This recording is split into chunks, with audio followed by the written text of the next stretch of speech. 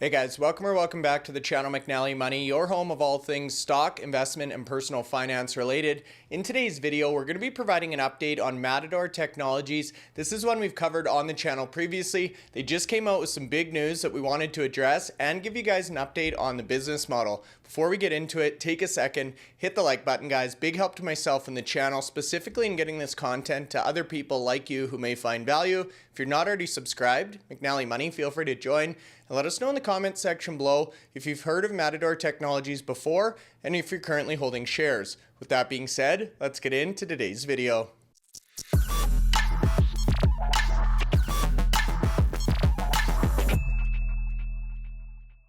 Okay guys, so that's right. Today's video, we're going to be providing an update on Matador Technologies Incorporated. Before we get into it, we did want to thank today's video sponsor, Outside of the Box Capital, for sponsoring today's video on behalf of Matador.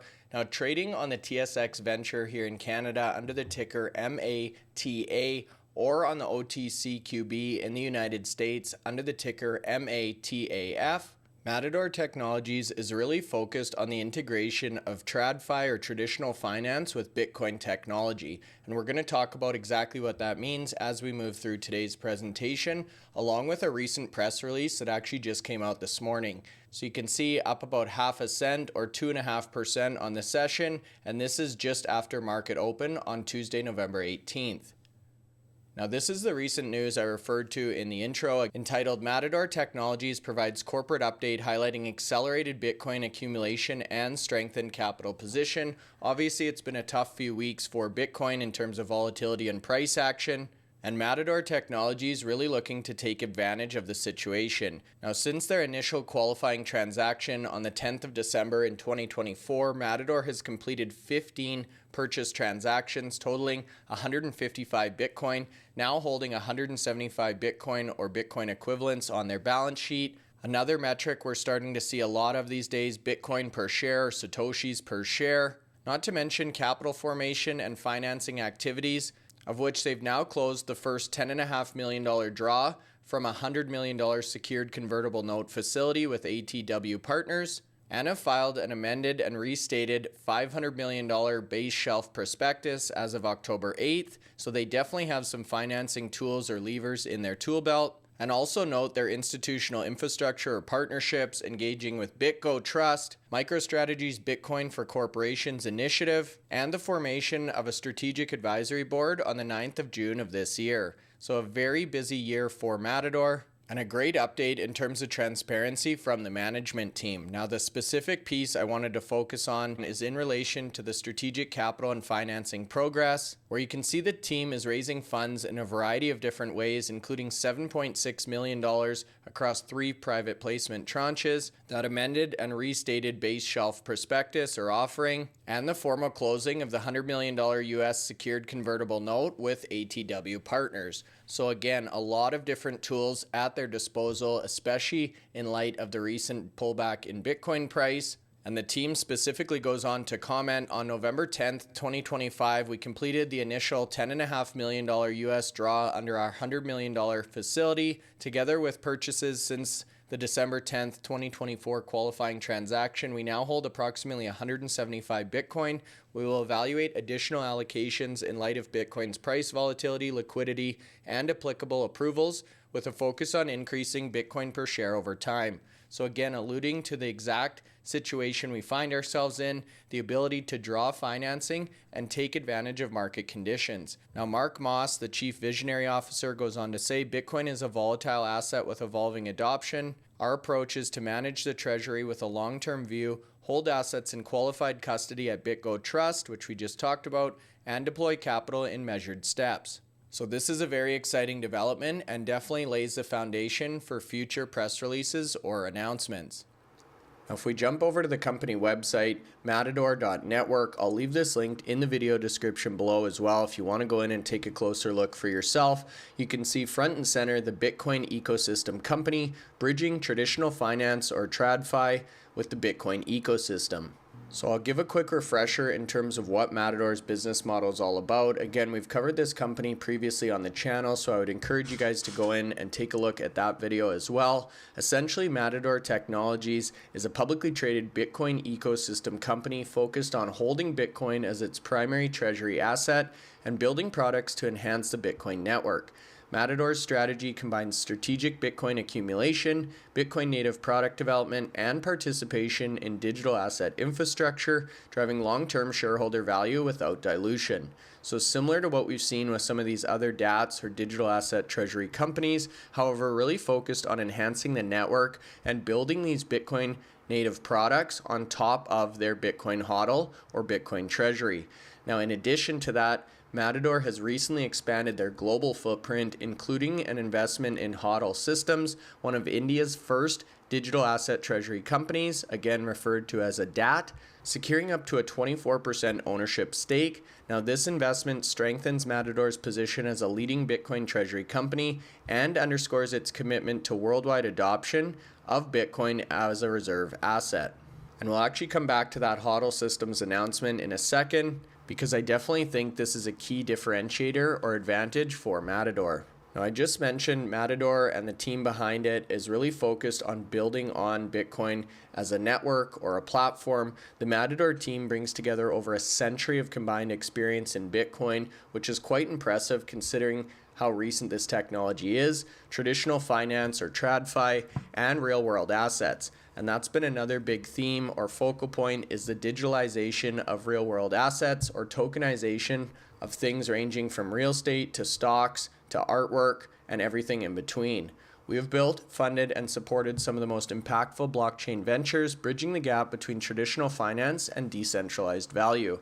And this is something I've really noticed on my recent trips to New York. The traditional finance community is definitely starting to wake up to the power of cryptocurrency, specifically Bitcoin, and the opportunities that this network presents. So continuing on, Matador is a movement dedicated to integrating real-world assets with Bitcoin, creating real-world asset solutions that preserve the principles of sound money. Our mission is to radically transform how value is stored, settled, and transacted, leveraging Bitcoin as the foundation for a more transparent and resilient financial future. And as someone involved in the Bitcoin community, it's very refreshing to see a company that's focused not only as holding the orange coin or Bitcoin as a treasury asset, as we've really seen expand or become a lot more popular in 2025, but also focused on using Bitcoin and the financial network it provides to support this Bitcoin infrastructure ecosystem, asset insurance, trading, and settlement for over 200 million Bitcoin holders worldwide. Now, this is where it gets really interesting. If you click on the India tab, you can see again, Matador Technologies expands to India with that strategic investment in HODL Systems. And this is actually dated from May 29th of this year, where they signed a binding letter of intent or LOI to invest up to $3.2 million US in HODL through a share warrant structure. Again, giving Matador up to 24% ownership stake in HODL and aligned with their vision to build a global digital asset ecosystem. Now, there's a number of key or strategic reasons for this acquisition. Number one, expansion into India provides the opportunity to the world's largest private gold-owning country. As I just mentioned, Matador is interested in digitizing real-world assets, and you can actually see referred to on their homepage in terms of launching Matador Gold, which is a combination of physical gold and Bitcoin blockchain.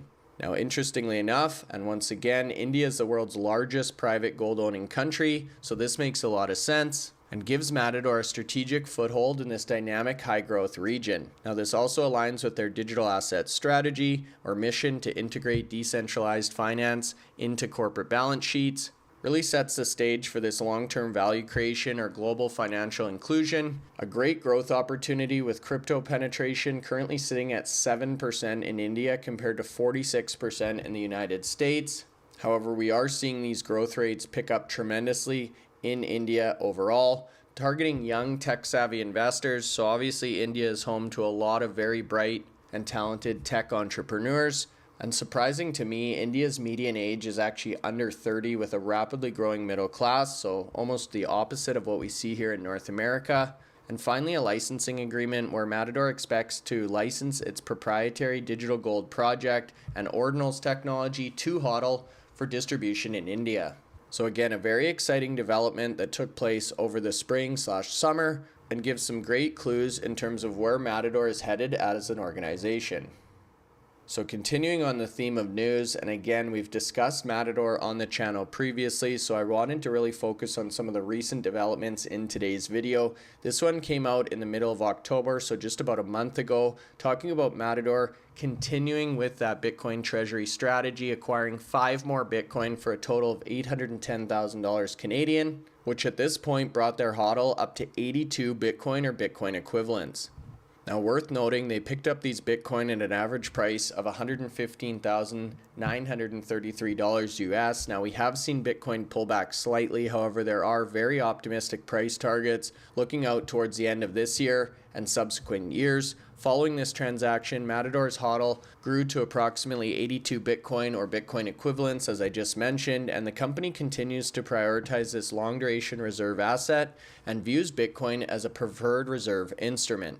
Now, Devin Sawhney, the CEO of Matador, goes on to say, "We funded this purchase from existing cash while preserving our shelf capacity and note facility for further opportunities. We continue to execute towards the previously disclosed target of 1,000 Bitcoin by 2026 and 6,000 Bitcoin by 2027, and will remain opportunistic in allocating capital, particularly during these periods of market softness when we can effectively buy the dip in a disciplined manner.